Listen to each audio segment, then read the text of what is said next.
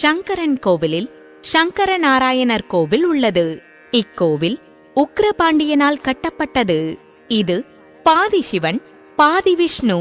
இக்கோவிலில் புற்றுமண் என்று அழைக்கப்படும் கோவிலிலிருந்து வரும் மணல் அனைத்து நோய்களையும் குணப்படுத்தும் திறன் கொண்டது என்று ஒரு நம்பிக்கை உள்ளது.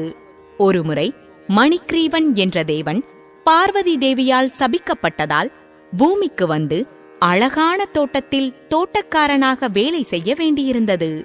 ஒருநாள் பாம்பு குழியை சுத்தம் செய்யும் போது பாம்பின் வால்பகுதியும் வெட்டப்பட்டது. அவர் ஒரு லிங்கத்தை கண்டார். தன் அரசனான உக்கிரபாண்டியனிடம் தெரிவித்தான். அரசன் அங்கேயே தங்குவது கடவுளின் விருப்பம் என்று கருதி கோவிலையும் அதைச் சுற்றி ஒரு நகரத்தையும் கட்டினார். அதுவே பிற்காலத்தில் சங்கரன் கோவில் என்றழைக்கப்பட்டது.